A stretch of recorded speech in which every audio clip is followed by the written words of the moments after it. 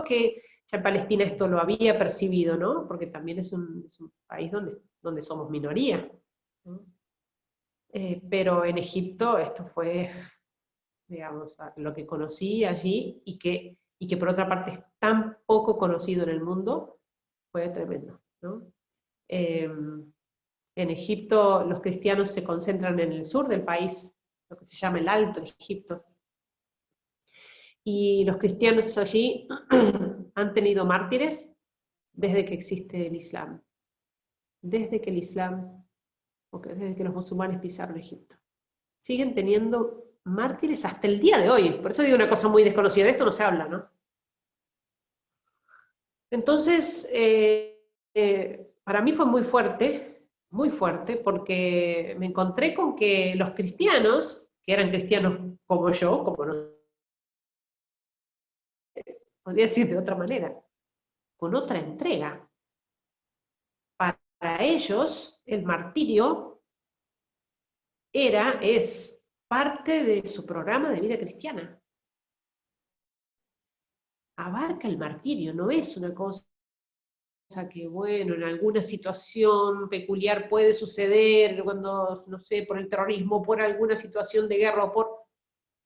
No, ellos consideran que son testigos de Jesucristo, así lo tienen que ser durante toda su vida, y que muy probablemente tengan que testimoniarlo incluso con la sangre, con su propia vida. Eso lo tienen asumido. Lo tienen asumido y se glorían de que en sus familias tienen alguno que ha sufrido alguna tortura, algún secuestro, o tienen algún mártir. Eso es una cosa impresionante, ¿no? Porque allá para el mes de Ramadán es muy típico que entren en una iglesia los terroristas, los fundamentalistas islámicos, serían ahí los hermanos musulmanes, ametrallando a todos los que están en misa. Y eso sucede todos los años. Y eso no aparece en los medios de comunicación. Entonces, encontrarme con esta realidad realmente me impresionó muchísimo. Yo me acuerdo que, bueno, nuestra misión ahí empezó a crecer. Yo estuve 12 años en Egipto, empezó a crecer en vocaciones, en obras, ¿no? Porque empezamos a tener hogares, casas para niños, para discapacitados, para adolescentes, bueno, escuela, y las vocaciones. Y me acuerdo de una niña que vino, una adolescente, tendría 15 años en ese momento, 16, vino a hablar conmigo porque me dijo, yo quiero ser religiosa, yo quiero entrar con ustedes, entrar al convento. Entonces, bueno, me senté con ella a conversar un poco para ver cuáles eran sus intenciones, el por qué tenía esta inquietud. Bueno, ¿y por qué querés ser monjita? Ella me dijo, porque quiero ser mártir. Y como religiosa, como misionera, tengo más probabilidades. O sea, cuando me dijo esto, yo la verdad, no lo podía creer. No lo podía creer. Entonces, son esas vidas de gente que nos hace recordar tanto los primeros cristianos, ¿no? Que incluso hasta inspirados muchas veces por el Espíritu Santo, hasta se manifestaban públicamente como cristianos para ir al martirio. A ese nivel. Así viven en general, por supuesto, los cristianos en Egipto. Entonces tuve muchos ejemplos de ese tipo que realmente me edificaron muchísimo. Recuerdo otra vez una mujer que me dijo, había habido un atentado, porque eso es todavía muy típico, bueno, sobre todo en años pasados, ¿no? Un atentado en una iglesia del Cairo, ¿no? Un atentado terrorista, plena misa, muchísimos muertos. Y esta señora me decía, con lágrimas en los ojos, me decía, hermano, ¿usted puede creer que esa es mi parroquia?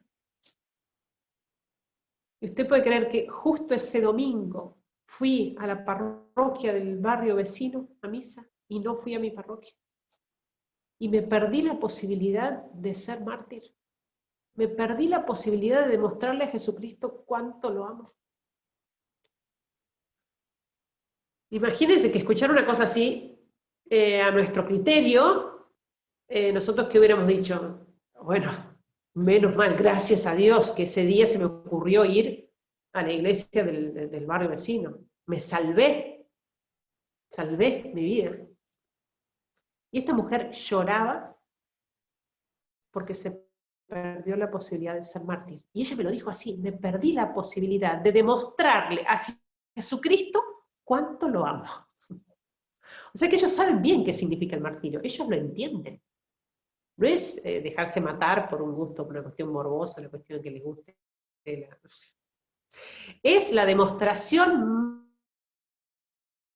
imitar a Jesucristo a la perfección, porque Jesucristo nos demostró el amor dando la vida. Y él lo dijo, no hay mayor amor que dar la vida. Entonces, esos años en Egipto, que es enorme para nosotros como misioneros. Y después, esto se completó, bueno, la coronación de todo esto, yo diría, en mi experiencia en la misión, fue poder estar en Siria. Persecución religiosa. Ahí fue, eso ya fue.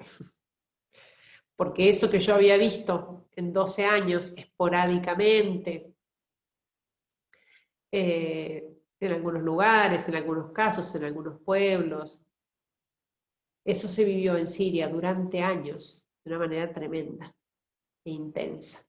La persona en medio de la guerra. Y esto tampoco fue una cosa que yo hubiera esperado que podría vivir, porque yo, aún estando en Egipto, todavía estando ahí, abrimos la primera casa, la primera fundación en Irak, la primera comunidad nuestra de hermanas. Irak ya estaba convulsionada, ya había problemas, ya estaba complicada la situación ahí. Y entonces había que mandar 3 o 4 hermanas y elegirlas bien. Y entonces para un destino se les propone a las hermanas, no es que a ninguna se la manda así obligadamente. Entonces yo, que era la superiora provincial, en todos esos años en Egipto, pregunté a las hermanas de la provincia, de toda la región, digamos, ¿no? Teníamos en ese momento, abarcaba 7 países la provincia, la delegación, digamos. Y pregunté a las hermanas quiénes estaban dispuestas a ir a esta misión, a esta nueva comunidad en Irak, y se ofrecieron 19 hermanas de la región, de la provincia. A mí me sorprendió muchísimo, muchísimo. Yo digo, qué valentía realmente ofrecerse a un lugar así. eh, yo no podría, ¿no? Yo estaba convencidísima de que no podría. Entonces, cuando terminé mi cargo, 2010, fines del 2010, terminé mi cargo como superiora provincial muy, muy cansada, muy agotada. Yo tengo mala salud, muy débil. Bueno, fueron años intensos. Entonces yo pedí a mis superiores que me concedieran un par de años en algún lugar tranquilo para recuperarme de mi salud, recuperar mis fuerzas, muy desgastadas. Entonces yo conocía estos 7 países en los cuales estábamos, es decir, conocía todas nuestras comunidades, las había visitado varias veces, había pasado tiempo en esos lugares y entonces conocía la realidad de cada uno de esos países. Y me había llamado mucho la atención siempre Siria, Alepo, que es donde estaban las hermanas. Porque en Siria se presentaba una realidad totalmente distinta del resto de Medio Oriente, totalmente diversa. Porque en Siria tenemos gobierno laico, es decir, no rige la Sharia como ley civil. Entonces, al tener constitución laica, los cristianos, que también allí son minoría, sin embargo, tenían derechos para profesar su fe, cosa que en otros lugares de Medio Oriente no se da. Y entonces había muy buena convivencia, eso me había llamado siempre la atención. ¿Cómo es posible acá? En el mismo grupo de amigos había cristianos y musulmanes, tan amigos, porque no puede haber una amistad en general así, pero tan amigos, 2 mejores amigos. Una que me dijera, ahí teníamos residencia para estudiantes universitarias, jóvenes de los pueblos que iban a Alepo a estudiar. Y recuerdo muy bien a una de las chicas, una de las estudiantes, una muy piadosa, muy buena chica, y su mejor amiga, era una chica musulmana. Entonces yo era una cosa que me sorprendieron muchísimo. ¿Cómo es posible que esto se dé acá? Ciertamente era otra realidad, un Islam mucho más moderado, mucha más tolerancia, buena convivencia. Entonces eso le daba a toda la sociedad otro color, digamos, otro estilo de vida, mucha calma, mucha tranquilidad. Y sumado a esto, el bienestar económico que tenía Siria, ¿no? Eso hacía que la gente que vivía bien, realmente bien en general, gente de clase media alta, gente que estaba bien y que por lo tanto esto no provocaba problemas sociales. Entonces era como el lugar ideal para descansar. Yo digo, es lo que necesito. Dejo de ser superiora, me dedico al apostolado, ahí estamos en la catedral de rito latino, entonces a la pastoral, a la música, a la liturgia, el órgano, el coro, que me gusta mucho la música, no me había podido dedicar durante tantos años. El estudio de la lengua, bueno, y tantos planes que tenía, estaba llena de planes. Entonces, bueno, me destinaron mis superiores a Alepo en enero del 2011. Y ahí llegué el 4 de enero y en marzo se desata la guerra. Una guerra totalmente inesperada, una guerra totalmente artificial, algo que ciertamente fue una manipulación por parte de los poderosos de este mundo, que bueno, que tienen bajo su dominio también a la prensa y que por eso presentan a Occidente sobre todo la imagen que quieren presentar, ¿no? Y hacen creer a la gente lo que ellos quieren que crean. Es muy sencillo. Y así se gana la opinión pública para hacer desastres y tremendas injusticias y tremendos atropellos a la soberanía legítima de los pueblos. Eso es lo que hicieron con Siria. Simplemente la sentenciaron a muerte, por cuestiones económicas, ¿no? Por intereses creados sobre la zona, ¿no? Lo que sea, gas, petróleo, lo que sea. En definitiva, intereses económicos. Y de acuerdo a eso ordenaron todo lo demás y fabricaron esta guerra. Fue la mal llamada primavera árabe, ¿no? Que no fue ni primaveral ni muy árabe, digamos, ¿no? Y que causó desastres. Y en Siria significó la invasión de este país y poner en boca del pueblo algo que en realidad no era lo que la gente realmente pensaba y quería, ¿no? Ciertamente que había muchas cosas para mejorar en ese país y ellos lo saben, pero si ellos mismos no están pidiendo cambio, la verdad no se entiende por qué desde afuera hay gente tan preocupada por querer cambiar una situación así.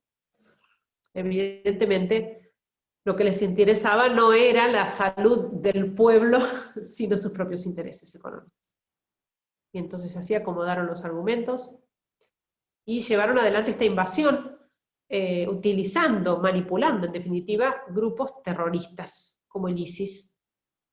Manipulando y hasta inventando, diría yo, fabricando también grupos terroristas. Y entonces empieza la guerra, yo ya me encontraba ahí, digamos, empiezan los primeros meses, todo muy rápido, fue todo muy rápido.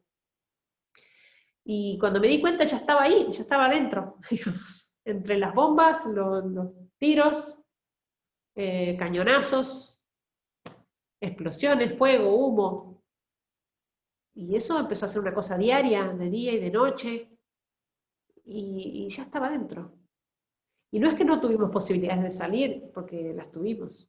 Las embajadas inmediatamente se retiraron de Siria y retiraron a todos sus ciudadanos, plegándose de esta manera también a las sanciones políticas y económicas que hizo la ONU y la Unión Europea, por supuesto, que están, en definitiva, son cómplices de todo esto. Y entonces retiraron las embajadas y nos insistieron.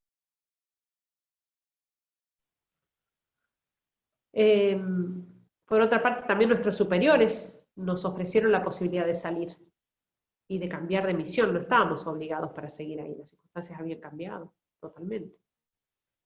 Pero bueno, nos dijeron que si queríamos seguir en la misión, teníamos que rezarlo, pensarlo bien, y si queríamos quedarnos, teníamos que escribir una carta de puño y letra explicando las razones por las que queríamos quedarnos y tener el consentimiento de nuestros padres, porque la situación era demasiado peligrosa y estaba muriendo gente todos los días.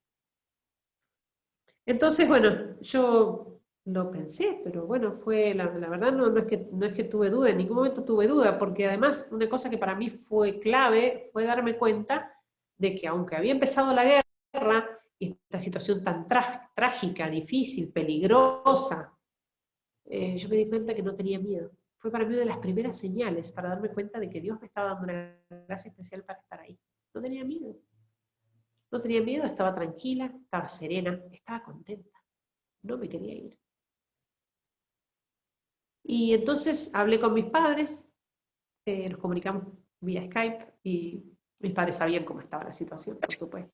Cada vez que hablábamos, digamos, ellos escuchaban, se escuchaba todo, o sea que no había manera de esconder eso. Además, siempre hubo muchísima confianza entre nosotros y sabían todo lo que estaba pasando. Y entonces les dije, bueno, la situación es esta, yo me quiero quedar. ¿Ustedes qué piensan? Y mi papá me dijo, y mira, has estado con esta gente hasta ahora y los vas a abandonar cuando más te necesitan. Te tenés que quedar ahí.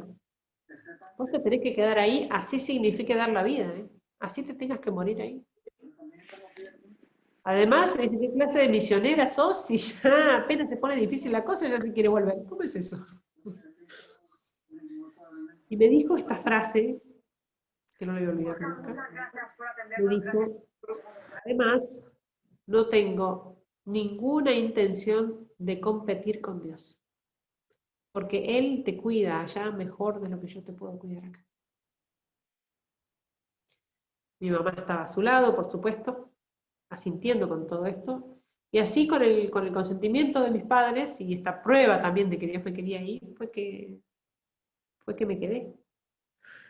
Y entonces por eso digo que esos años en Siria fueron la coronación de todo lo que ya había vivido, había experimentado en Egipto, junto a los cristianos perseguidos, ¿no? A los mártires. Bueno, lo de Siria fue impresionante. Fue impresionante porque los cristianos perseguidos y los mártires eran esos que vivían al lado mío. Eran esos que tenían rostro, nombre y apellido, que yo conocía. Y que pude escuchar sus historias, pude verlos sufrir, pude verlos llorar, pude verlos reír y rezar. Y entonces fue una experiencia tan, pero tan enriquecedora que me llenaba el alma. Fueron 4 años de guerra tremenda en Alepo, tremenda, porque los terroristas se fueron acercando hacia la ciudad de Alepo, que fue prácticamente el foco de la guerra, porque ellos si lograban que cayera la ciudad de Alepo finalmente, definitivamente iban a tomar el poder, ¿no? Alepo no es la capital, pero es el eje económico de todo el país, ¿no? Y de hecho acecharon la ciudad hasta llegar a tomarla en gran parte, o sea, la mitad de la ciudad estuvo ocupada por los terroristas. Y esto significaba la guerra permanente, no solamente en Alepo, sino en tantos pueblos, significaba la muerte de cristianos todos los días. Porque estos terroristas, evidentemente, obedecían a la orden de terceros, digamos, detrás de ellos, que buscaban desestabilizar el país y hacer caer el gobierno, pero tienen sus propios objetivos, como fundamentalistas que son, ¿no? Y su objetivo es acabar con la presencia de infieles. Los infieles para ellos es fundamentalismo y radicalismo islámico. Por lo tanto son los cristianos, pero también cualquier otro tipo de religión, creencia, incluso hasta los mismos musulmanes moderados también son infieles para ellos, ¿no? Los amigos de los cristianos, que había tantos en Siria. Y por eso se desató, junto con la guerra y de la mano con la guerra desde el día 1, la persecución a los cristianos.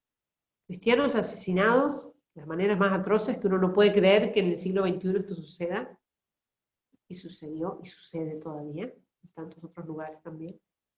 cristianos descuartizados, puestos en bolsas de basura, en el contenedor de basura en la calle, con un cartel no tocar, es un cristiano.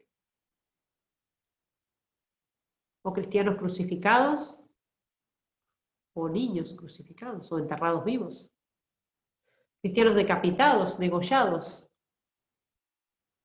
Y tantos testimonios de cristianos que no llegaron a morir, pero sí sufrieron persecución seria, torturas, secuestros. Son los que llamamos confesores de la fe. Muchas veces se habla de los mártires, ¿no? Es lo que más conocemos, él decía los mártires de Jesucristo, pero están también los confesores de la fe.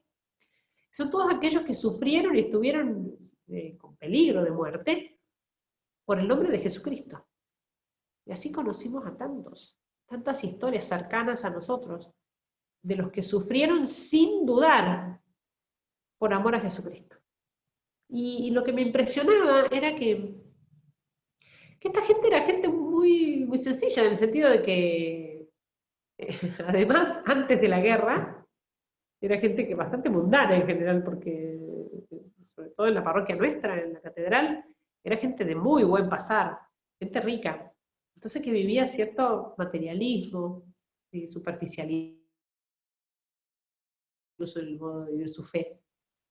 Y empieza la guerra, pierden todo, pierden su casa, bombardeos, empiezan a perder miembros de la familia, su trabajo, su futuro, se aferran a la fe y así se mantienen hasta el final, sin dudar, porque yo no escuché ni a uno que dijera, bueno, llegado el caso, ya está, me hago musulmán. A ninguno, pero a ninguno. Y escucharlos decir que me corten en pedacitos, a mí el alma no me la tocan, el cielo no me lo quitan. Y por eso estos testimonios que viví me llenaron el alma, fueron 4 años así, que por supuesto, yo lo cuento así, evidentemente fueron los 4 años más, también de cierta manera, más espantosos de mi vida, o sea, no había habido nunca una situación así, y no sé si habrá otra cosa parecida a eso. Es una cosa espantosa lo que vivimos durante esos 4 años, porque aparte estamos hablando de años, yo viví 4, bueno, fueron más, o sea, que 7 años en algo, pero no estamos hablando de una situación así trágica, una semana, o un mes, fueron años viviendo así día y noche. Entonces, humanamente hablando, una situación espantosa, horrible. No sé si algo se puede comparar a esto, ¿no? Al azote de la guerra, pero no solamente de la guerra, sino a manos del terrorismo. En el terrorismo no hay reglas, no hay principios, no hay valores, no hay nada, de nada, o sea, todo vale. Y sin embargo, fueron los 4 años más espantosos de mi vida en ese sentido, y los 4 años más felices, también lo puedo decir así. Los 4 años más felices de mi vida. Si yo vuelvo al 2010, otra vez, y estoy de nuevo delante de mis superiores, les digo, quisiera unos años de descanso, ¿por qué no me mandan a Siria? Ahora lo diría con más ganas, porque ahora sé lo que sé bien, lo diría con más ganas, no me mandan a Siria, ahí voy a descansar. Lo pediría de nuevo, 1 y 1000 veces, lo pediría de nuevo. Y todo eso que vivimos ahí, hay gente, muchas personas que me dicen, ay, qué impresionante lo que usted vivió, hermana, la admiro porque claro, usted estuvo ahí en la guerra, sí, estuve ahí, sí, es cierto, estuve ahí, me arriesgué, estuve ahí, pero yo no merecí la gracia del martirio. Yo no la merecí. Y acá estoy de vuelta. Porque cuando llegamos a finales del 2014, después de 4 años, es que mis superiores me piden que regrese a Argentina. Yo ya no entendía, ahí ya no entendía nada. Digo, ¿cómo es esto? A ver, yo estoy muy contenta acá, ¿sí? Esta misión es, ¿por qué tengo que volver? Ahora volver. Y bueno, había varias cosas en mi casa, en mi familia, varias cosas simultáneas, problemas de salud graves, un sobrino que se muere, muchas cosas pasaron en mi casa en pocos meses. Mis padres no me insistían para que yo volviera de ninguna manera. Pero fueron mis superiores los que me dijeron, te necesitan, tenés que volver, tenés que dejar la misión. Yo bajé la cabeza y volví. Un poco triste y un poco sin entender por qué Dios hacía esto. Pero volví, estuve unos meses en mi casa acompañando a mi familia, asistiéndolos. Pero ya apenas llegué empezaron los pedidos de testimonio.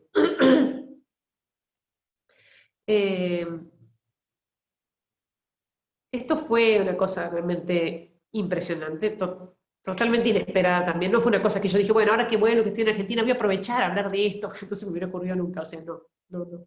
Me llamó la atención la ignorancia que había sobre el tema, de que no se conociera, que los mismos cristianos católicos no supieran que tenían hermanos mártires contemporáneos. Eso me sorprendía muchísimo, y además de toda la mentira, bueno, que ya se sabe en la prensa sobre la guerra en Siria, ¿no? Mal llamada guerra civil, ya yo no podía creer. Pero no es que se me ocurrió propiamente, bueno, voy a dar testimonio para contar lo que está pasando. No, no, no, fue realmente, lo hice obligada, obligada por los pedidos, por las circunstancias. Uno de los primeros fueron los de la Fundación Ayuda a la Iglesia Necesitada, ¿no, Carlos? Vos no podrás decir, mejor que yo. De hecho, el primer viaje fue ahí, a España, fuera de Argentina, ¿no? Fue a España a dar testimonio.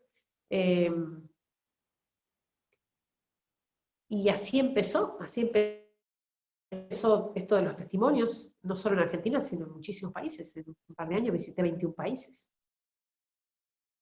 Que tanto se interesan por los cristianos perseguidos, como lo habían hecho siempre, yo ya los conocía. Pero también de tantos otros ambientes, medios de comunicación, instituciones, tantas entidades distintas, o sea, no solamente religiosas, sino de todo tipo. El testimonio. Entonces yo recién ahí, con el tiempo, ¿no? Empecé a entender por qué me tenía que volver. Es decir, ahí me di cuenta que todo eso que yo había recibido tenía que darlo. Y que no solamente yo, sino todos los que fueran a replicar este testimonio, éramos responsables de desparramar la sangre de los mártires por todo el mundo. También surgen los nazarenos, este movimiento espiritual de laicos que surge acá en Buenos Aires a raíz de los testimonios, pero después se extiende por todo el mundo. En muchísimos países hay nazarenos. Son estos laicos que simplemente se unen a un grupo de Facebook, Nazarenos Perseguidos, porque se sienten interpelados, movidos a hacer algo por los mártires, por los cristianos perseguidos, rezar por ellos, difundir, hacer algo por ellos, vivir como ellos. Y por eso digo que se hacen también eco de este testimonio, porque yo doy testimonio, pero ya también muchísimos nazarenos están haciendo lo mismo, dando testimonio, retransmitiendo esto, haciéndose, como decimos nosotros, portadores de las gracias de los mártires. Se llaman nazarenos porque, digo entre paréntesis, porque el ISIS, el Estado Islámico, tomó la costumbre de marcar las casas de los cristianos cada vez que entraron a un pueblo, a una ciudad. Esto empezó en Irak. Empezaron a marcar las casas de los cristianos con la letra Nun. Con la letra Nun, que es la primera letra de la palabra nazareno, Nosrani en árabe. Porque ellos así nos llaman nazarenos, no nos llaman cristianos, nos llaman nazarenos. No, acá estaba la escritura. Y entonces tomaron la costumbre de marcar las casas con esa letra para identificar que en esa casa había nazarenos, malditos de Dios. Para ellos es el símbolo de la maldición.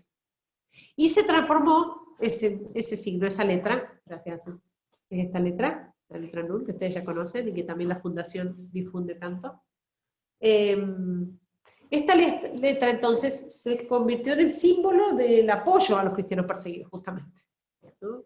Fue el efecto contrario. Apoyo a los cristianos perseguidos, es el símbolo de la gloria, es el símbolo de nuestros mártires. Y por eso estos laicos que se comprometen de diversos modos a apoyar la causa de los cristianos perseguidos, se hacen llamar nazarenos. Y por eso yo creo que la realidad del martirio y de los mártires es siempre actual, porque yo estoy hablando ahora de Siria particularmente, ¿no? Pero hay tantísimos lugares donde, en Nigeria, por ejemplo, en China todavía, y en tantos otros lugares. Es decir, como dijo el Papa Francisco, la iglesia es iglesia martirial, es iglesia de mártires. Es que es así, no es, el martirio no es una nota característica de cierta época de la historia. Mártires ha tenido la Iglesia siempre, y los tendrá siempre, y los tendrá cada vez más. Por eso es una gran lección la que dan a Occidente, sobre todo, donde todavía se vive, en general lo estoy diciendo por supuesto, ¿no? Pero se vive en general un cristianismo más cómodo, más, más correcto, ¿no? Políticamente correcto, ¿no? Que no quiere manifestarse demasiado para no ofender, para no ir al choque, para no... Y nos estamos equivocando así, porque Jesucristo fue el choque. Jesucristo fue el choque, ¿no lee el Evangelio? El dulce Jesús, hablándole a los fariseos. ¿Y dónde le quedó la dulzura? ¿Dónde le quedó la ternura? Es que cuando tenía que hablar, hablaba, con lo que tenía que decir, lo decía. No iba a endulzar las palabras para quedar bien. Jesucristo no hizo eso. Entonces, ¿por qué lo tenemos que hacer nosotros? Eso es lo que no se entiende. Por eso estamos como estamos, por eso tenemos el cristianismo que tenemos. Y por eso los mártires nos hablan directamente, el mensaje de los mártires va directo a la médula de este tema, la radicalidad. La radicalidad con la que ellos viven el Evangelio. Todo o nada. Acá medias tintas no sirve, a medias no sirve. Es peor todavía estar a medias. Encima da mal ejemplo. Eso nos enseñan los mártires, la radicalidad, la entrega completa y total. Es todo por Jesucristo. Y por eso los mártires sacuden, golpean, abofetean a tantas almas y provocan tantas conversiones, porque cuando yo les digo que los nazarenos son portadores de la gracia de los mártires, que replican este testimonio, ¿no? Y difunden esto para que llegue a otras personas, no es porque estamos haciendo una campaña para que se conozca lo que está pasando con, no sé, con las jirafas del África que están en extinción y las están matando, que no, a nosotros nos interesa, a nosotros nos interesa una causa humana para hacer justicia humana, eso no nos interesa. Nos interesa dar a conocer esto como una curiosidad. A nosotros nos interesa que el testimonio de los mártires llegue a cada alma y llegue a más almas para provocar en ellos la conversión. Eso es lo que provocan los mártires. La conversión de tantos corazones que vuelven a la fe, que vuelven a Jesucristo, como tenemos miles y miles de testimonios. Por eso yo te agradezco, Bailin, por esta oportunidad de dar testimonio, que te intereses por este tema. Agradezco a la Fundación en la persona de Carlos. Ellos saben que los quiero mucho, muchísimo, muchísimo, que admiro lo que hacen, y que, bueno, en gran parte todo esto se debe también a ellos, por el interés de difundir, de apoyar a los cristianos perseguidos, y que todos los que estén ahora escuchando, se hagan también eco de esto, que puedan transmitirlo, que puedan contarlo a otros, que puedan hacer llegar a otros este testimonio para salud de sus almas. Bueno, no hablo más, Meli, porque si no, mira que yo sigo, no corto más. Muy bien. Muchísimas gracias, hermana Guadalupe. Bueno, usted mencionaba la ignorancia, ¿verdad?, de Occidente sobre este tema. Así que tenemos la primera pregunta. Vamos a leer por aquí. Dice, este es un joven coordinador, así que dice, ¿por qué los musulmanes persiguen a los cristianos? La mayoría sabe solamente que persiguen a los cristianos, pero no saben exactamente el por qué.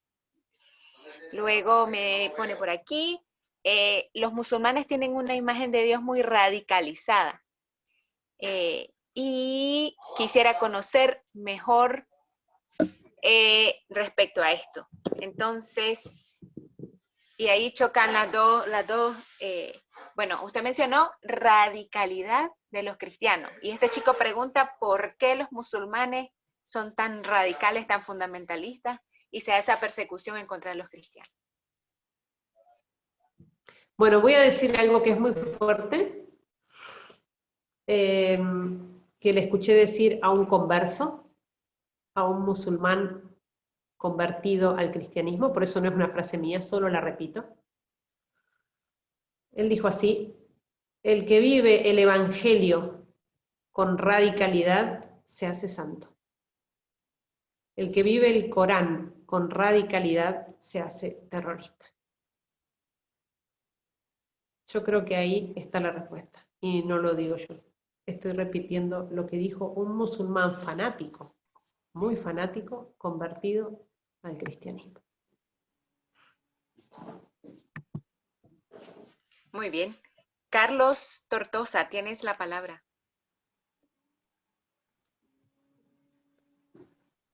Sí, una de las preguntas que nos han mandado, la voy a leer, la tengo aquí en el móvil. Bueno, cuando empezó la guerra en Siria en 2011, dice esta persona que manda la pregunta, yo era una niña y escuchaba en las noticias que eran protestas antigubernamentales y de este lado del mundo todos nos creíamos esa versión de los grandes medios de comunicación internacionales, ya lo ha dicho la hermana hace un momentito.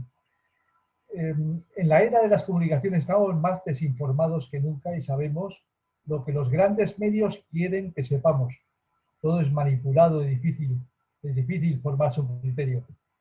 Y aquí viene la pregunta, hermana, ¿usted qué medios nos recomienda a los jóvenes católicos para estar de verdad informados y conocer la realidad que nos rodea y a la vez dejar de ser manipulados nosotros, que al ser jóvenes somos más bombardeados? Bueno, yo la primera fuente de información que recomiendo, que es muy accesible a todos absolutamente, es el Evangelio. En primer lugar. Así, conocido así, como decimos nosotros al dedillo. Esa es la primera. Y después, hablando en realidad de los medios de comunicación, yo creo que ciertamente hay que hacer un discernimiento. Y no leer cualquier cosa, y no tragarse cualquier cosa, porque aparte es un bombardeo de información, que aparte la mayor parte es mentira, es superficial, es realmente hasta en muchos casos mala. Entonces, hay que ir a los medios católicos seguros, ¿no? Nosotros, hablando del tema de la persecución religiosa, por ejemplo, y de los mártires, y de los cristianos perseguidos, bueno, nosotros tenemos la página Nazarenos Perseguidos en Facebook, ¿no? La tenemos también en Instagram, en YouTube. Tienen también la Fundación Ayuda a la Iglesia Necesitada, con todas sus formas de difusión. Y después tantas otras agencias digitales católicas, hay muchas, ¿no? Que son seguras. Entonces, ciertamente hay que hacer un discernimiento, porque es mucha la mentira que hay, y además una mentira muy bien montada, pero muy bien montada. Porque pensemos que se trata de gente muy poderosa, que además, en el fondo, están respaldados por alguien muy importante, con mucho poder, que es Satanás. Y entonces hacen las cosas mal, pero bien mal, digamos, ¿no? Entonces con nivel, ¿no? Entonces por eso hay cosas manejadas de una manera increíble. O sea, yo soy testigo de esto, no estoy hablando de una cosa que me contaron, que yo estaba en Siria, yo estaba en Alepo, miraba las noticias, cuando llegaba la luz mirábamos las noticias para ver qué se decía en los medios de comunicación. Y en esos días la gente había organizado protestas en la calle, protestas contra esta invasión, contra esta revolución. Miles de personas en la calle. Nosotros en Alepo estamos en una calle muy importante, en una avenida. Miles de personas, tanto en Damasco, la capital, como en Alepo, con banderas, con pancartas, apoyando a su gobierno. Y como les dije antes, no porque no tuviera falencias y cosas pero porque ellos sabían muy bien, que lo que se venía no era una cosa mejor, que no se venía la democracia con esta gente, que lo que se venía era el fundamentalismo islámico. Entonces preferían seguir como estaban.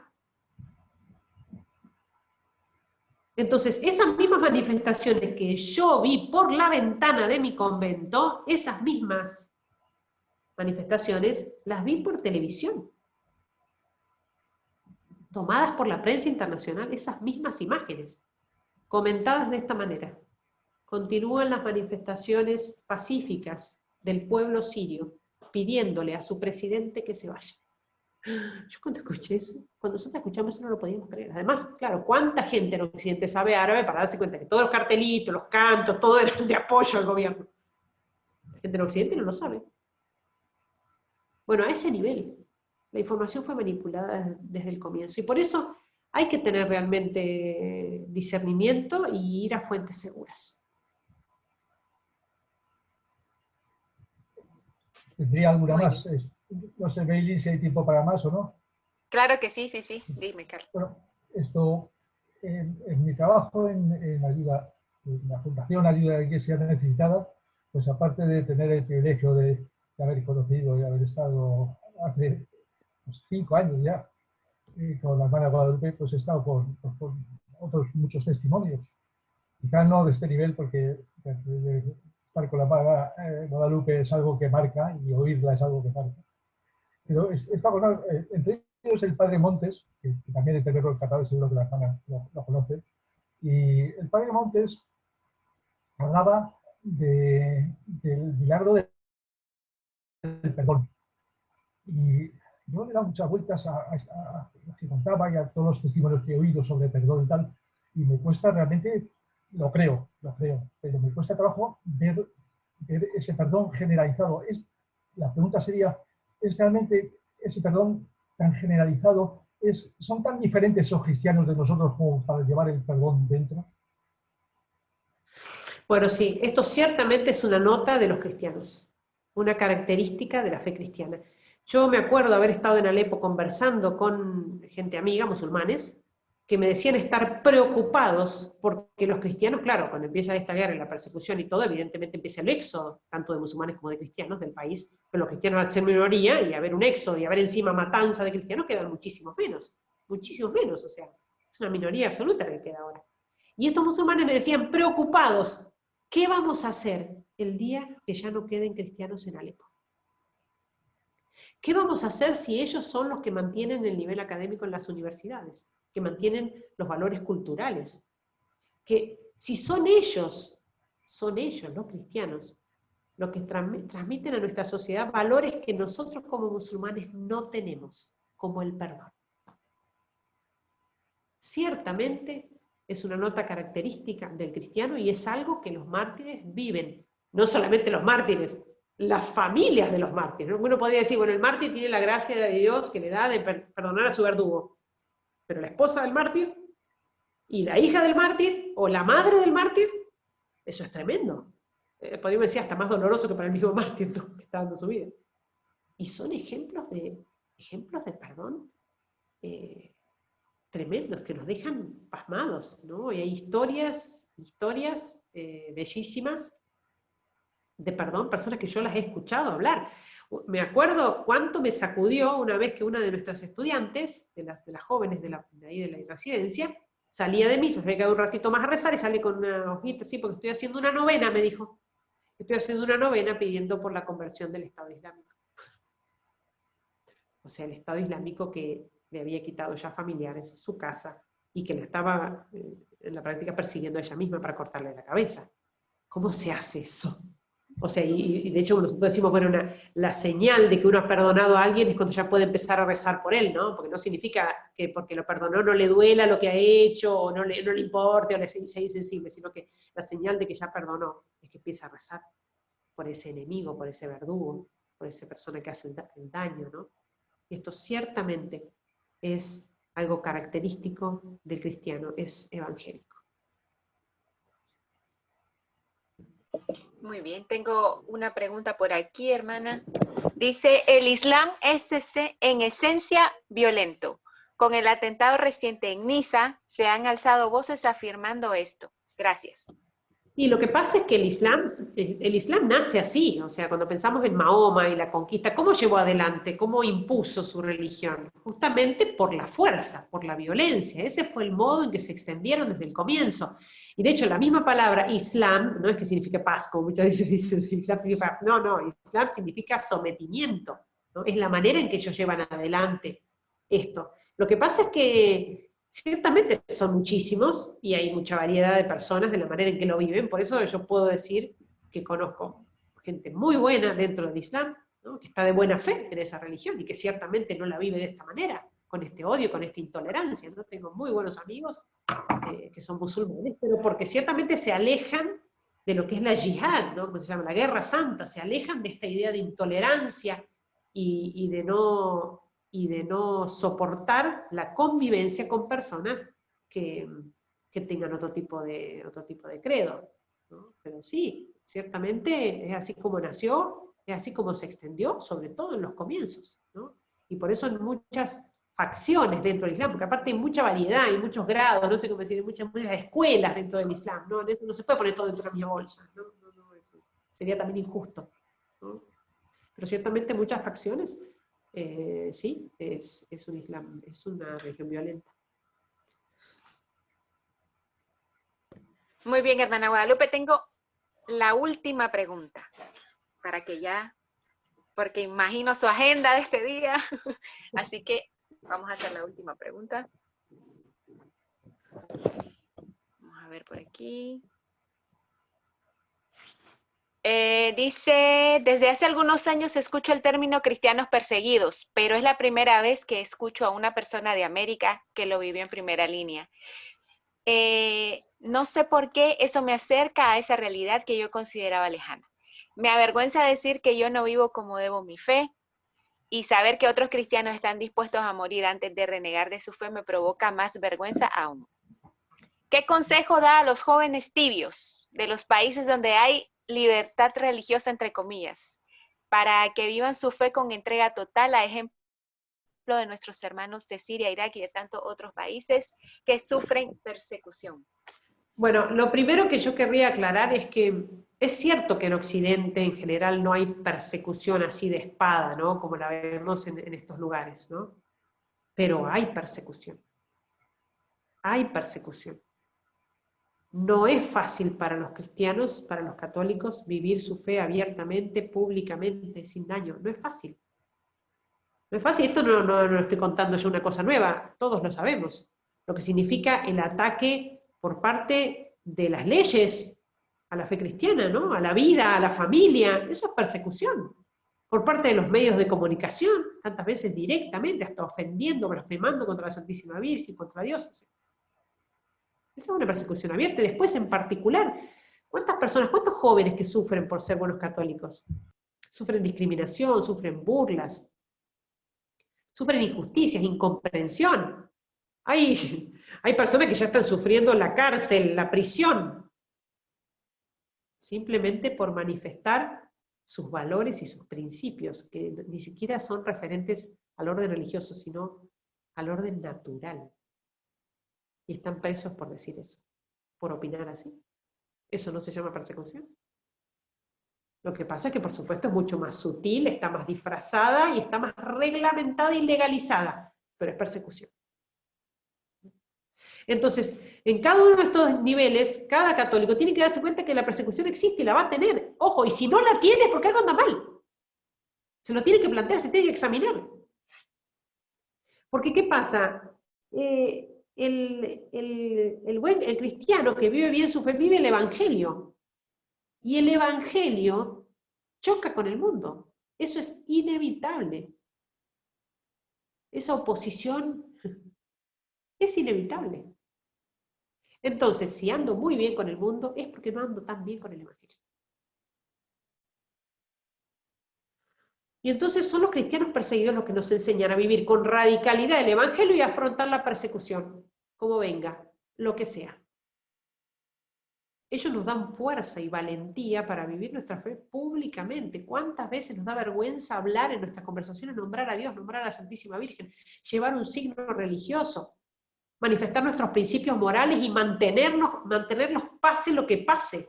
¿Cuántas veces nos cuesta? ¿Cuántas veces hacemos componendas con el mundo y con los criterios del mundo? Y sí soy católico, pero bueno, pero el aborto en algunos casos puede ser, y bueno, y el matrimonio gay, y bueno, si se aman. ¿Pero qué es eso? ¿Pero qué es eso? Entonces, si vivimos como verdaderos cristianos, ciertamente vamos a sentir y vamos a padecer de alguna manera el ataque del mundo malo me refiero, ¿no? El ataque de Satanás, lo vamos a sentir, lo vamos a percibir, lo vamos a tener que sufrir. Y por eso son los mártires, son los cristianos perseguidos los que nos enseñan la manera en que tenemos que vivir esto. Muy bien, hermana Guadalupe. Y bueno, con esto finalizamos su testimonio, esta charla. Quiero agradecerle muchísimo su tiempo a todos los que nos acompañaron, a Carlos especialmente. Así que sus palabras de despedida y gracias una vez más. Bueno, gracias a ustedes. Yo creo que como despedida, no sé si podemos cerrar cantándole a la Virgen en árabe. Acá están algunas de las consagradas. Saben que los nazarenos tienen ya laicos consagrados nazarenos. Eso no lo sabías, Carlos, ¿no? Que hay laicos consagrados nazarenos. Aquí yo estoy en Buenos Aires en la comunidad con ellos. Acá están Azul y Belén. Vengan a saludar. Así, Azul, que vos hayas estado hablando con ellas. Acá están Azul y Belén. Ellas son laicas consagradas nazarenas, así que me ayuden a cantar, que ya saben cantar en árabe, como muchos nazarenos, que ya cantan esta canción en árabe, porque es un poco significativa de los cristianos perseguidos, es el bajo tu amparo. Bajo tu amparo nos acogemos, Santa Madre de Dios, no desoigas las oraciones que te dirigimos en nuestras necesidades, antes bien líbranos de todo peligro, oh Virgen gloriosa y bendita. Esta oración hecha canto es uno de los cantos más queridos por los cristianos allá en Medio Oriente, y por eso siempre cuando terminamos el testimonio la cantamos, la rezamos. Así es que traten de imaginarse que los están escuchando cantar y rezar a ellos, y únanse a su oración.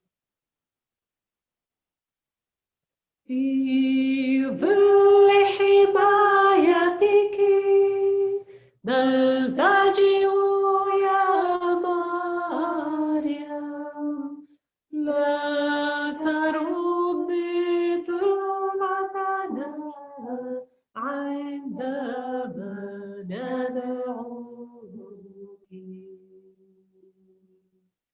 يا فخر البرايا يا خير الورى يا بحر العطايا في الدنيا جرى في ظل حمايتك نلتجئ يا مريم لا تردي تربتنا عندما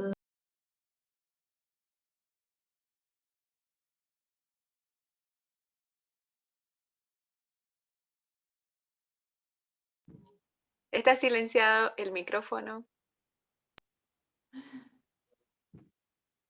Muy bien. ¿Ahora?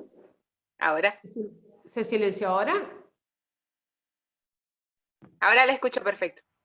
Sí, pero pero la canción la escuchamos todas. Sí, sí, sí. Ah, bueno, fue terminar. Qué raro, rarísimo, se silenció solo. Bueno, gracias, Bailín. Gracias, Carlos. Saludos. Bueno, aquí ahora mismo están viéndote varios de los que están ahí en las fotitos de arriba, Paco, Gemma, varios que los que hay ahí son de ayuda deseditada, son delegados. ¡Ay, qué bueno, Paco! ¡Qué bueno! Bailín me dijo que podía distribuir la conexión y eso hice. ¡Qué bueno! Bueno, una alegría verlos. Gracias a todos, gracias, Bailín. Gracias a usted, hermana Guadalupe, y hasta la próxima, que tenemos pendiente a Belén y a Azul. Ya nos contactaremos. Buenas noches a todos. Adiós. Gracias, adiós. Adiós.